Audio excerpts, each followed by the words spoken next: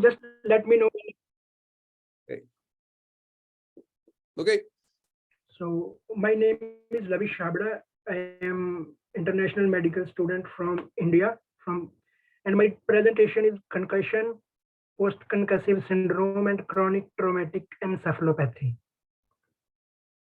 So here is a case report of a concussion. A 25-year-old man is brought to the emergency department due to the head injury that occurred while playing football, where he is noted to be confused and unable to recall the events associated with competition or his injury. The patient is a goalkeeper and was hit in the head with the ball. He had an episode of vomiting at the time but did not lose consciousness. His family reports that he has never had a serious head injury and has no medical concerns. A head CT scan is unremarkable. The patient's neurological examination is otherwise normal. Here is another case that is for an adolescent. A 13-year-old girl is brought to the emergency department by her parents after sustaining a head injury an hour ago. She was playing hockey and collided with another player, after which she fell and hit her head on the ice. The patient immediately developed a headache, followed by a single episode of vomiting. She remained awake and her symptoms have since resolved. Vital signs are normal. The patient is alert and oriented to time, place, and person. She is unable to cite the months backwards. Neurological examination is otherwise normal. CT scan of the head is normal. Basically, I put both the cases belong to a sports injury because the concussion is very common in the sports. And now, what is concussion basically? Basically, the concussion is a traumatic brain injury in which the head and brain rapidly moves back and forth. This will lead to the the stretch on the brain tissue and the damage of the brain cells. This damage also leads to the chemical and metabolic changes in the brain cells, which disturbs the function of the brain cells. And the modes how the concussion can occur, it can be by the direct impact injury, as you see in the first picture. It can also occur by the acceleration deceleration injury, or can occur by the blast injury, in which there is a you can see the direct impact, or there is back and forth movement of the head and the brain inside. And here, the the important clinical features of the concussion are basically they are the uh, amnesia, disorientation, and dizziness. Other common signs and symptoms which we can see in the concussion are the headache, slurred or delayed speech, incoordination, sleep disturbances, nausea, vomiting, and loss of consciousness may also occur. Basically, on the brain imaging, we do not see any structural intracranial injury in the concussion. And here is the full list of the signs and symptoms which occur after a concussion. I think the most important are the signs where we can see the loss of consciousness, problems with balance, amnesia, a glazed look in the eyes, inappropriate crying, inappropriate laughter, vomiting. And we can also see a lot of cognitive symptoms, a lot of physical symptoms, sleep disturbances, and the emotional symptoms, which include the anxiety or the panic attacks or the depression and the anger.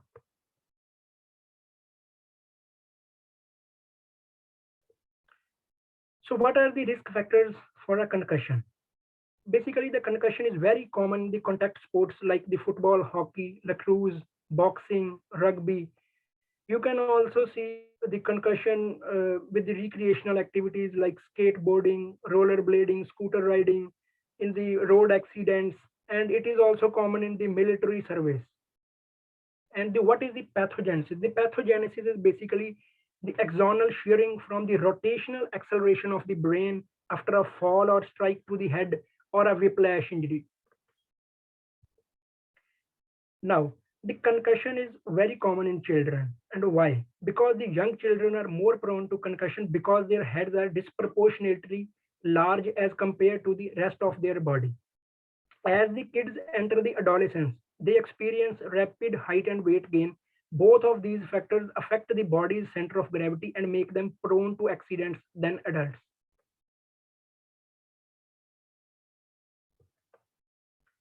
And how do we manage the concussion? Uh, the first one is remove from the same day physical play. If the patient is into the contact sports, just remove him from the same day physical play, and then do the neurological evaluation, which often include a CT scan of the head, particularly for those who are considered high risk. For example, the patients who have the amnesia for the events more than 30 minutes prior to the injury, or who have the focal deficits and the signs of skull fracture, and the patients on the anticoagulation. In the absence of risk factors, further imaging is usually not required. And and then we come to the rest. So rest for 24 or more hours. This rest belongs to the physical as well as cognitive rest. And treat the symptom management with the acetaminophen and ondansetron for the concussion symptoms like vomiting or pain. Then gradually increase the activity level each 24-hour period. The patient remain asymptomatic. This is very important, and potentially returning to the full contact sports in 1 week. So how do we resume the activity in a concussion patient? For the physical activity, from the light aerobic exercise to the non-contact sports and then to the contact sports. For a neurocognitive return, just do the limited screen time, limited school accommodations like frequent breaks and shortened days. These also apply to the other concussion patients also for returning to their regular normal daily activity. Same principle applies to all the patients. Then, what are the complications of the concussion?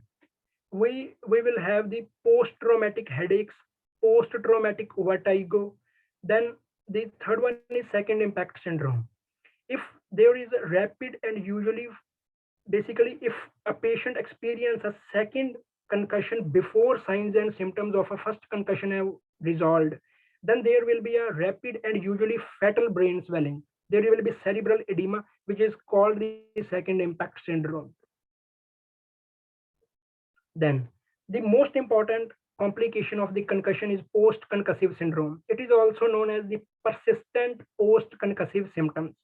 So, if the symptoms of the concussion persist weeks to months after the concussion, then it is called post concussive syndrome. The risk factors for a patient having the post concussive syndrome are the if there is a severe impact to the head, if there is a double impact to the head, or if the patient has pre existing conditions. For example, ADHD, depression, anxiety, migraine, seizure disorder. These patients are more prone to having the post concussive syndrome than a normal patient who is getting the concussion. Symptoms basically typically resolve with symptomatic treatment within a few weeks to months following the traumatic brain injury. However, some patients may have persistent symptoms lasting more than 6 months. And what is the treatment of post concussive syndrome? The treatment of post concussive syndrome range from the physical therapy to the pharmacological medication. This is a whole bunch of treatments which we recommend to a patient having the post concussive syndrome. The first one is similar to the concussion, that is rest and similar symptomatic management as of the concussion. The other therapies focus on the constellation of symptoms in a patient. For example, for example, if a patient has the vision problems and he has the symptoms like sensitivity to motion, difficulty with eye movements, eye pain, headaches, dizziness, balance problems, sensitivity to light, blurry vision, double vision, or peripheral vision problems, then then the vision therapy, which is also called as oculomotor training, which include the eye exercise, will be very helpful, is very helpful. And the next one is the neurooptometric rehabilitation. It utilize the therapeutic prism lenses, filters, and occlusion to help stimulate the parts of the brain which are not functioning to their highest potential due to the interruption caused by the brain injury. The other therapies include the vestibular therapy, which is also known as balance therapy. It is basically helpful for the patients who have the persistent dizziness, vertigo, or balance problems. In this, they encompass the habituation exercises, gaze stability training, and balance training. Then, then there will be ENT. The patients struggling with the ear symptoms, which are not treatable by the vestibular therapy, can be treated with surgical repair. So, physical therapy. Uh, this includes the massage, exercise therapy, and heat treatments. It is helpful with certain types of headaches or neck pain. Especially the cervicogenic physical therapy is very helpful for the patients having post-concussive syndrome. And it is also helpful for patients who have suffered the orthopedic injuries or whiplash at the same time as their concussion. Then there is exertional therapy. If if some patient is on the exertional therapy, it is extremely important that this be done under the close supervision of the medical professional, as overexertion can hamper the recovery. Then occupational therapy, it is for those patients who are struggling with symptoms that impact their daily functioning. Then cognitive behavioral therapy for patients who have the mood problems, including the depression and anxiety. Then cognitive rehabilitation therapy. It is the service provided by the speech language pathologist to help the individuals experience the cognitive difficulties that impact the daily functioning. For example, changes or deficits with attention, memory, executive functioning, for example, planning, organizing, time management, and word finding skills. Then is neuropsychology. This helps the patients design an action plan and equip them with strategies to manage the cognitive, behavioral, emotional, and mood symptoms, and slowly retrain their brain to perform the cognitive tasks. Then neuropsychiatric medications. These include amitriptyline, fluoxetine, sertraline, escitalopram for the patients having depression, propranolol, uh, verapamil for patients like having anxiety, gabapentin for pain, the new dextra, which include dextromethorphan and quinidine combination. It is for the pseudobulbar symptoms, like uh, the patients who have inappropriate laughter or inappropriate crying. Then sleep medications like melatonin, zolpidem, trazodone. Then meditation and mindfulness is also very helpful for the patients having post-concussive syndrome. So here is the complete chart of the therapies for a patient who has having the uh, specific symptoms of the post concussive syndrome. Then another complication of the concussion is chronic traumatic encephalopathy. The chronic traumatic encephalopathy is progressive neurodegenerative disease. It is caused by the repetitive hits to the head sustained over a period of years. For example, in playing contact sports or serving in the military. These hits can be concussions or subconcussive impacts. Like if someone has the hit on his or her head, but he or she do not develop any symptoms, that patient can also have the chance of developing the chronic traumatic encephalopathy. Uh, but he or she should have the those much impacts on the head to develop the chronic traumatic encephalopathy. The important signs and symptoms of the chronic traumatic encephalopathy range from the changes in the mood and behavior, followed by the problems in thinking and memory that can in some cases lead to dementia. The pathogenesis is dislodging of tau proteins from microtubules and deposit around the blood vessels, similar to Alzheimer's. This is the whole chart of the symptoms of chronic traumatic encephalopathy. I think there is a symptom overlap between the concussion, post-concussive syndrome, and CTE. But what I find are specific to the CTE are like the patient have the physical violence, verbal violence, explosivity, and also the motor symptoms. For example, ataxia, dysarthria, Parkinsonism, tremor, masked faces, rigidity, dysgraphia. These are very specific to the CTE.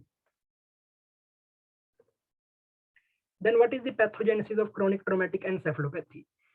So the transportation system for the neuron is a neuron are the axons, and the transportation of the axon are the microtubules. So as we know, the axons are very thin structures, and whenever there is a hit to the head, they are very prone to the injury. But uh, in the if we regarding the microtubules, these are even more prone to the injury uh, than the axons because they are even thinner than the axons. So even the subconcussive impacts can cause injury in the chronic traumatic encephalopathy. Now, in this figure, we can see a healthy neuron in which there are small microtubules, and also there is a stabilizing tau molecules, which are basically stabilizes the microtubules because these are very thin. And in the diseased neuron, we can see that the disintegrating microtubules, as these microtubule subunits fall apart, we can see there is a tangled clumps of the tau proteins. These clumps then deposit around the blood vessels, which we can see on the brain biopsy. So management of chronic traumatic encephalopathy. Currently, chronic traumatic encephalopathy can only be diagnosed after death through the brain tissue analysis. Here is the brain tissue where we can see the deposits of the tau proteins in a brain, in a deceased brain. Then the treatment is almost similar to the post-concussive syndrome with the following additions which focus on the dementia similar to Alzheimer's or sometimes to the Parkinson's. And for the cognitive symptoms, we can give methylphenidates, amantadine, donepezil, memantine. Here is the tips for the daily living in a patient with chronic traumatic encephalopathy. For example, a patient can try the write things down. He can develop a routine for the sleep, for cooking, for walk, then control the impulsive behaviors. The patient must be cognizant of unhealthy habits like gambling, overspending money, using alcohol, drugs, or other addictive substances to cope with the problems associated with chronic traumatic encephalopathy. Then live well with sleep, exercise, physical therapy, and nutrition.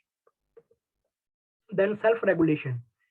Practice the relaxation techniques like deep breathing, meditation, or counting to 10 to help ensure the emotions don't get best of you. Then build a support system like family, friends, colleagues, a religious community, hobby, or a sport club. Then the most important, always maintain hope and reach out for help in times of crisis. If the patient is in the emotional crisis or concerned about a loved one, then always call up the National Suicide Prevention Lifeline in the United States and 988 to connect with the trained counselor. Then this is the special note for the concussions, post-concussive syndrome, and the chronic traumatic encephalopathy. The premature return to the sports play increase the risk of both future concussions and long-term sequelae. For example, chronic traumatic encephalopathy, second impact syndrome. Then always remember prolonged strict rest after a concussion is also associated with delayed recovery and deconditioning. Early return to the light exercise is safe as long as the progression of intensity is gradual. The patients who experience multiple concussions or significant sequelae, for example, post traumatic epilepsy, should likely permanently avoid the contact sports. But remember, EEG is not recommended in asymptomatic patients. Then, always avoid aspirin, ibuprofen, naproxen, as these may increase the risk of bleeding in a patient with concussion, PCS, or CTE. Always wear headgear, padding, helmet, Q collar during the sports, and always wear the seat belts during driving. Then QDTE. This is called quantitative diffusion tensor imaging. It is particularly effective method to see the impacts of mild head blows on bundles of of axons in the brain caused by concussions and some other conditions. This DTI technique is based on the concept of fractional anisotropy, which means like measuring the axon diameter, their bundles. Then the most important neuroendocrine assessment of pituitary function may be helpful for those experiencing the post-concussive syndrome and chronic traumatic encephalopathy symptoms, especially brain fog, fatigue, listlessness, and depression that are not responding to the active therapies. One comprehensive concussion clinic recommends a fasting blood test for the prolactin, T4, TSH, ACTH, cortisone, growth hormone, and testosterone, along with vitamins B12 and D. Then you can see a lot of players, NFL players suffering from CTE on Google, and you can also watch a Concussion 2015 movie on Dr. Bennett Omelu. And thank you for the patience.